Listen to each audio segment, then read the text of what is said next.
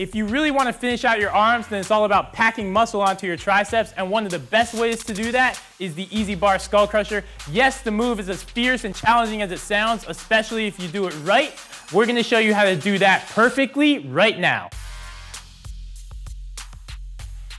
So a lot of people train triceps, but what you're going to see them use too often is momentum.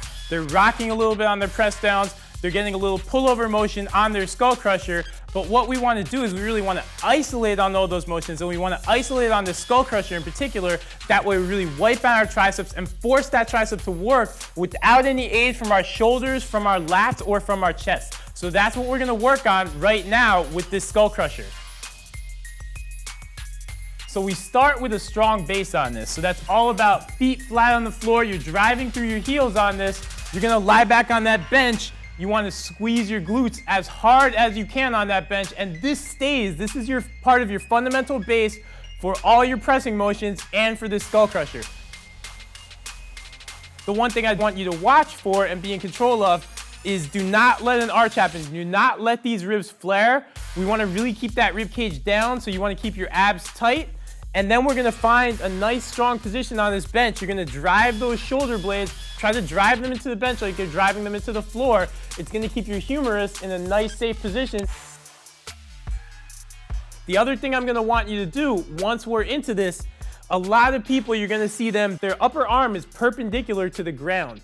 That's fine, and that's a good way to work a Skullcrusher, but we're gonna make it better. I want you to widen this angle from a 90-degree angle to somewhere like a 91 or a 92-degree angle. What's gonna happen when we do that? Once we go into the Skullcrusher motion, you're gonna lower this weight. When you drive up, you're on this incline slight, and that means you have to face gravity. You have to drive up and squeeze and maintain your tricep tension against gravity. We're just making the lift a little bit better that way. I want you to be strong with your wrists once you have that weight up there, and maintain this angle for your entire set so that the only lever that you're moving from is your elbow. This is the only motion in a Skullcrusher. Nothing else. A lot of times you're gonna see people pull over, or you're gonna see them rock back far and then rock back up. All of that is taking emphasis off of this tricep. We really want to isolate that tricep and force it to work for the entire set.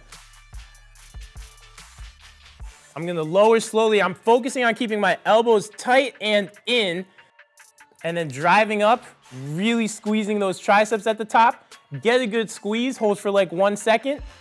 Come back. Again, that bar is an inch from my head. That's the whole Skullcrusher part of the Skullcrusher. Drive up. Drive up.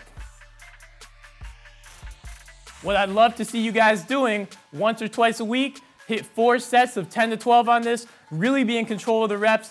As you get comfortable with the movement, you can start dropping those reps into the 6s and 8s, start loading up the weight. Never forget that form though, really own the lift, have fun with it.